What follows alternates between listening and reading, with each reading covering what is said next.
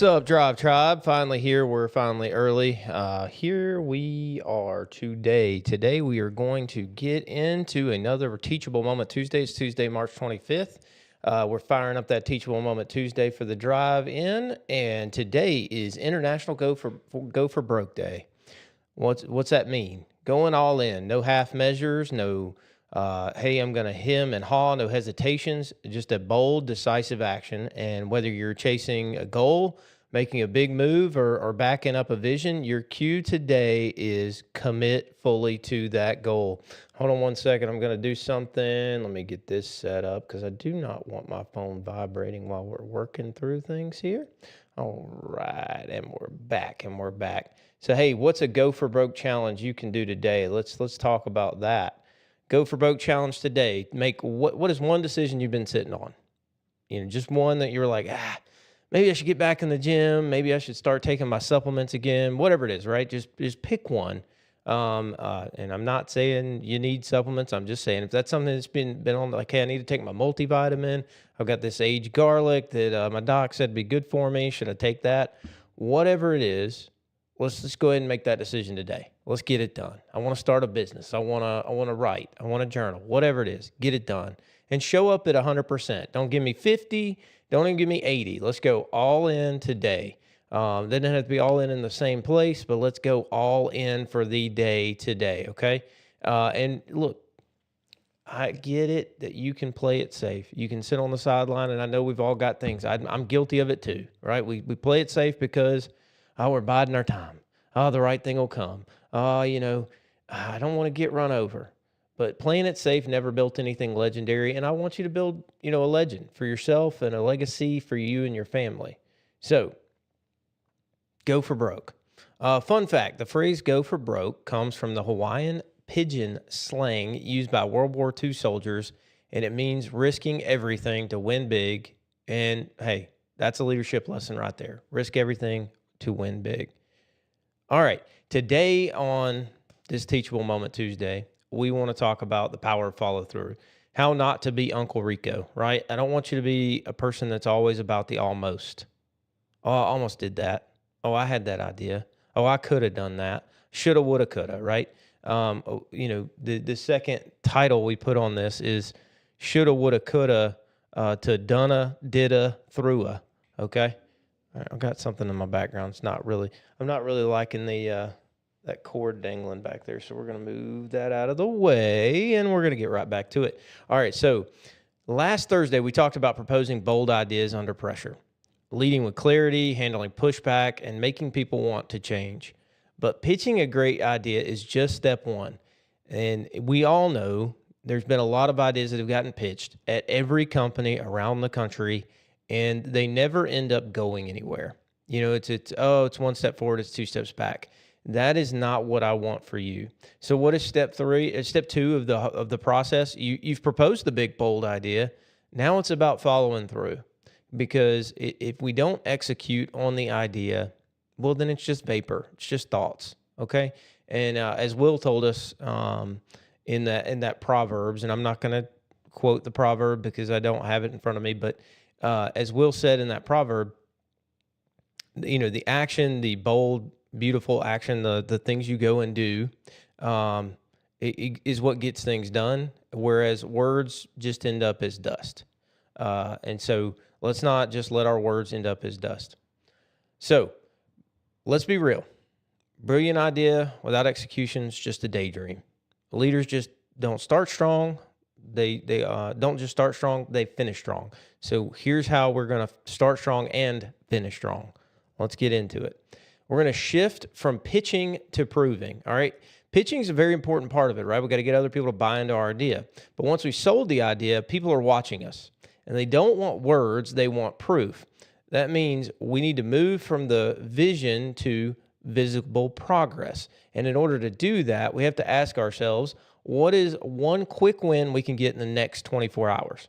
How can we show the momentum before anyone asks? So think about it. You say you're starting a new process and you're going to all work on a spreadsheet together. Well, you could just say, hey, we'll send it out about this time, and then you'll send it back to me about that time, and da-da-da-da-da. Or you could lay out an actual schedule for the entire year. And by the way, I'm speaking from experience. I had to do this year. You say, hey, I'm going to design a new way for us to prioritize X, Y, and Z.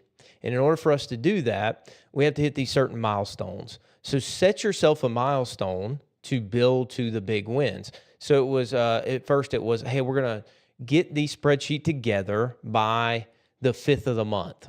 Okay.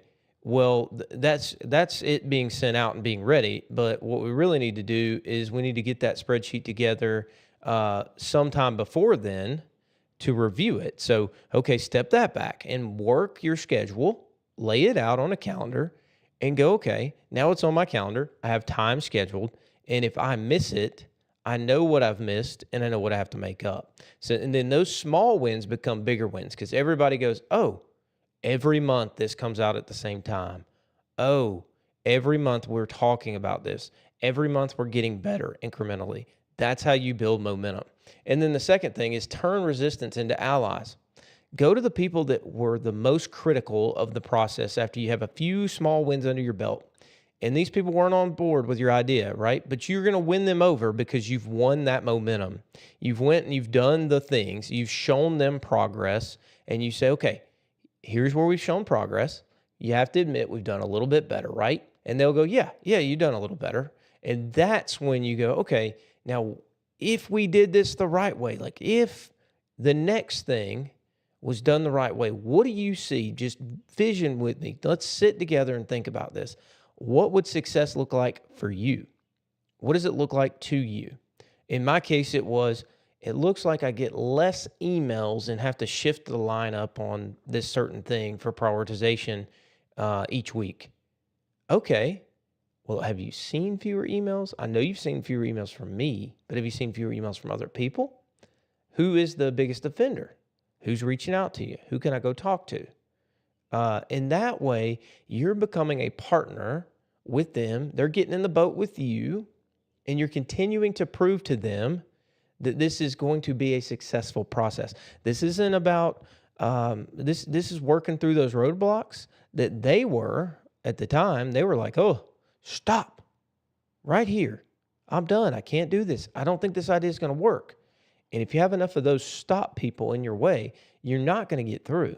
But if you get in right next to them and go, okay, what does success look like for you? And you're able to talk to them, they become a partner instead of a roadblock.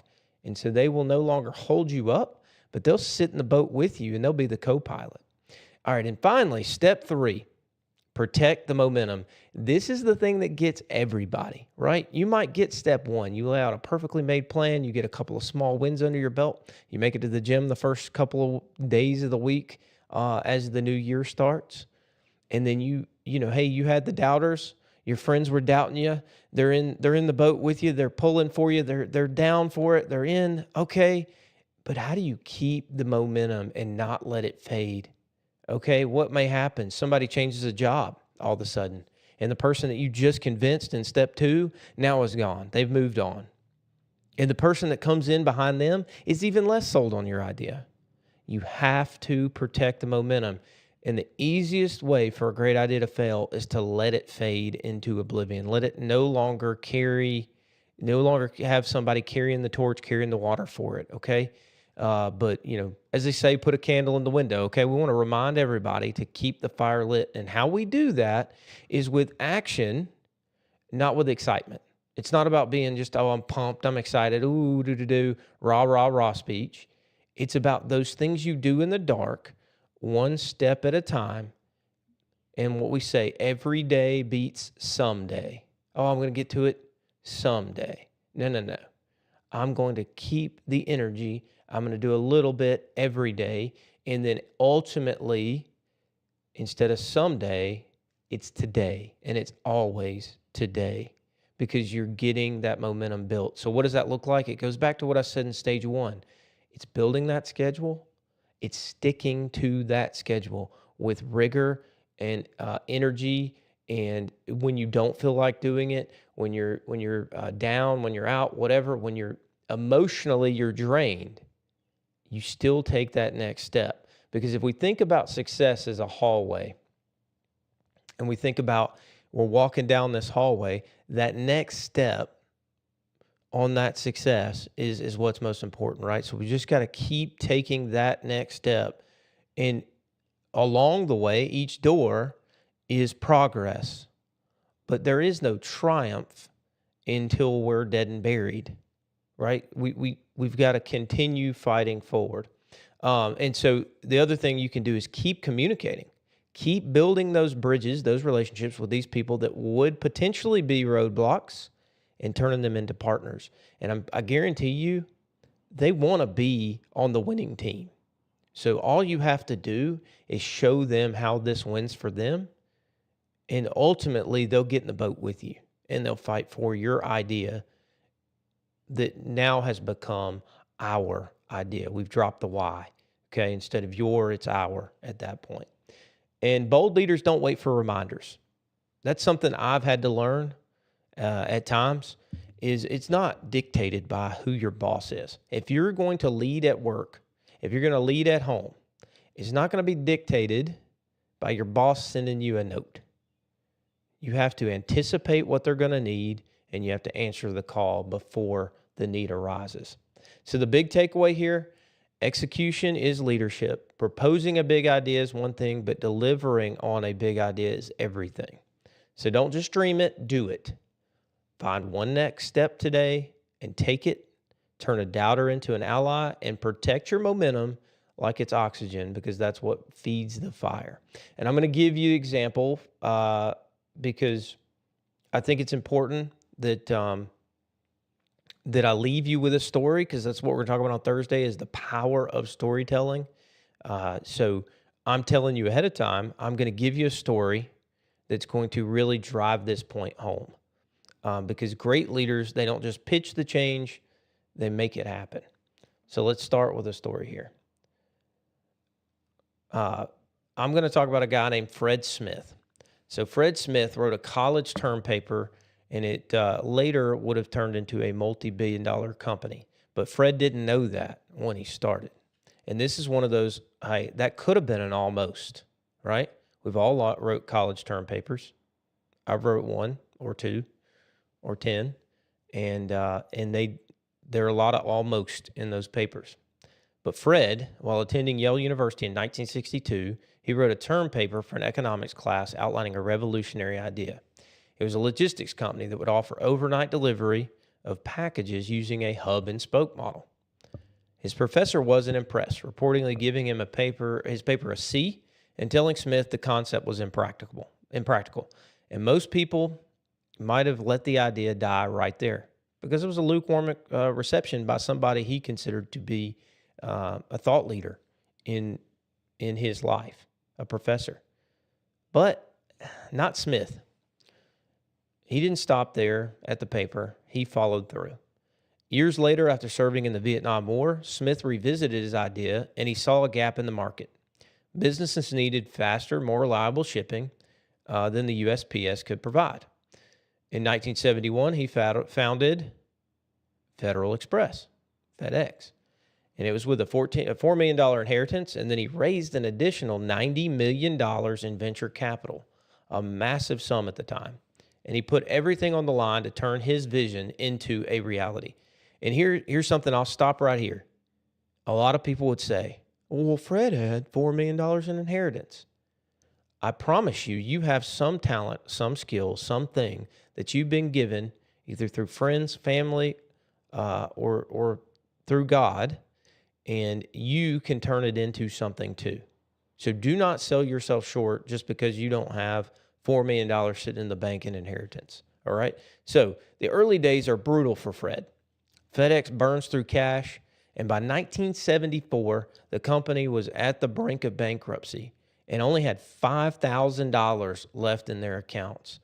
The fuel costs, by the way, were all of that $5,000 plus more. They were soaring, and the operations weren't profitable yet. And this is where Fred did something I'm not recommending you do, but it was certainly an example of legendary follow-through, of believing in one's idea. And here's what he did. Smith took all of his money out of the bank, flew to Las Vegas, with every bit of it. And he went over to the blackjack table because somebody told Fred that was the best odds he could get in the casino. And Fred gambled all of that money at the blackjack table. Sorry, my phone fell. And he won $27,000. Enough to make payroll, enough to pay for the fuel cost and keep the company afloat. But what they don't tell you, or I haven't told you yet, is Fred simultaneously, after winning this money, is still pitching his idea to venture capitalists so they can get more investors. Like a duck on a pond, Fred's little feet are going as fast as they can, churning at that little blackjack table, trying to win this money. But up top, he looks calm. He didn't go tell the investors, oh, well, I'm gambling all our money away over here. No. Fred stayed committed to pitching the program to those people he needed to invest in the company. And he took the chance on his personal finance side to go and gamble the money just so he can make payroll and keep the company afloat. Now, that's some follow-through. And guess what? FedEx's still around, and it's still very profitable. It still makes money. And the reason it's still around is because one man, Fred Smith, wrote a paper and had a confidence enough in his idea to follow through on it up into the point of going to the casino to gamble his last dollar on blackjack so that he could make payroll, pay for the fuel costs, and ultimately keep the company afloat. Now that right there is commitment. And that's the kind of commitment that I want you to have. So my challenge to you, what is one idea you committed to last week that still needs action and you haven't taken it? Do it today. What's one small win you can deliver? Do that today. Or who's one person you need to bring onto your team that you need to bring into the circle and get them on the boat so that y'all can row together. Go find them, bring them in. All right? I would like to see some comments down in the page below talking about that. And with that, let's transition to the verse of the day. So the verse of the day today is from James 2:17, and it's faith by itself is not, and if it is not accompanied by action, is dead. So in this, and I'm not going to practice great context here, but we can go to the Bible and we can look it up. Let's do that. Because we got a minute, being I started early. Yeah, we still got time. Normally I'd spend 45 minutes with you, so I can spend a little more time on this. This is from James. In James, we'll go to the first part of James here and read you the introduction. Well, if my phone will cooperate. There we go. James, the intro, sometimes called the Proverbs of the New Testament, the book of James, practically and faithfully reminds Christians how to live. From perseverance to true faith to controlling one's tongue, submitting to God's will, and having patience, the book aids readers in living authentically and wisely for Christ. Many have claimed that James and the Apostle Paul differed on the question of faith versus works, but in reality, the spiritual fruit that James talks about simply demonstrates the true faith of which Paul wrote. The writings are complementary rather than contradictory. Possibly one of the earliest of the New Testament writings, AD 40 to 50. The book is believed to have been written by Jesus' brother James, which is from Galatians 1:19. And the greeting here in James 1 is, James, a servant of God and of the Lord Jesus Christ, to the 12 tribes in the dispersion. So he's writing to the 12 tribes of Israel. So my point of reading that to you is to give you some historical context, and it said exactly what you needed to know right there, which is that faith and works are not contradictory, they're complementary. Because you have the faith in Christ and you believe he's your Lord and Savior, and then you're baptized and you're made into a new creation, then you want to do the works, right? Because of the faith, you want to take all of what's in you as the Holy Spirit's come inside of you and share that with the world, okay? And so that's what it means when it says faith without works is dead, is because Jesus tells us, well, you'll know them by their fruits. Or the Bible tells us that, I'm sorry. I don't mean to misquote. And because you'll know them by their fruits, what is a tree that bears no fruit or no works? So with that, leaders and people of faith are called to action. They're called to, through their faith and through the love of Jesus, to share that with the world and go out and make disciples. So take action this week. That's what I'm saying. Big, beautiful, bold action. Go for broke in some cases. I'm not saying go gamble money. That's not what I'm saying. And that's not the story that I would tell you is modeling the right behavior of the CEO, Fred Smith, there. But it is somebody who was so committed as to do something crazy. So when you're committed to an idea, that will breed confidence in other people to the idea. How committed are you? When you hit a roadblock, how bought in are you? Show passion, show commitment. And that's how you'll win. So that's a wrap. That's what we're going to talk about today. I know we didn't do birthdays today. I am skipping out on that in some days because I think it's real important to get these stories and these messages to you with the proper amount of time allocated to them. Sometimes we'll go through some birthdays when we have time. Let's go through what we broke down so I can kind of leave you with a message.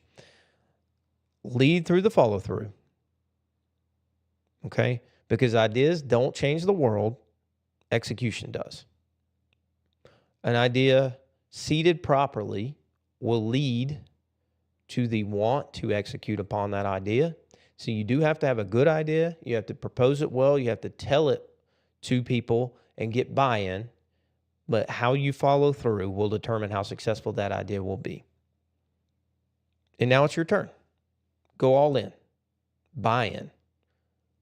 If you have an idea that you need to commit to, you've been waiting, use this as confirmation. It's time.